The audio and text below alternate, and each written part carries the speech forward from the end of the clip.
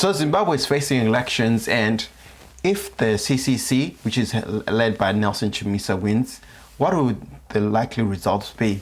So Nelson Chamisa and his party have released a 100-day action plan, and that action plan has got some interesting policies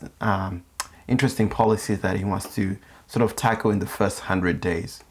And those commitments are to release of political prisoners and the like. And I'm going to focus mostly on the economic sort of points. So it's going to remove the bond notes and stabilize the economy. So probably what that means is that it's going to re-dollarize the economy and dollarize the economy, I should say. So use the US dollar as Zimbabwe's currency of doing business. Unofficially, the US dollar kind of works as a currency of doing business, but that might mean winding down if the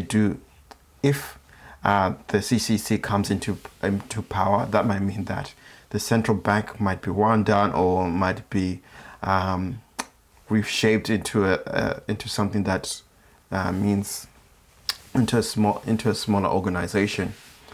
They have talked about tax reforms as well as one of the things that they want to tackle. So they are looking at harmonizing the tax rate towards like 15%. This was a suggestion from the IMF. So take that as you'd like to take it. The other things that I want to introduce is increasing opportunities for other marketplaces to come into the information space like Starlink, and making more competition enter into that space. So it'll be interesting to see what those impacts will be. They also want to stop leakages and illicit financial flows out of Zimbabwe. So it'll be interesting to see what those impacts will be and whether they can actually stop those flows. What I think is what might happen is that some of those flows might stop quickly, but it might also mean, but those flows might, come through other channels. So it'll be interesting to see how powerful those laws are and how they'll be able to deal with corruption in that sense. Another thing that I want to do is help Zimbabwe with that debt. It's not very clear from the manifesto what the plans will be of how to reduce debt. One of the things that they did mention in the manifesto was that they want Zimbabwe to be debt-free. I don't think necessarily that's a goal that a country should aim for, to be debt-free. I think debt is always something that can be good or evil depending on how it's used and implemented within an economic context, because debt within a country context is not the same as debt within a household context.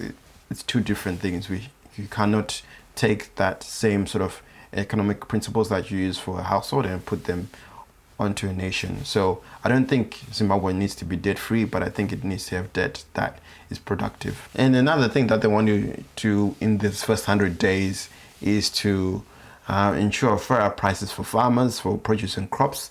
That would be something that would be great. I think that will help the agricultural sector thrive and become more buoyant and be more competitive within the regional and international space.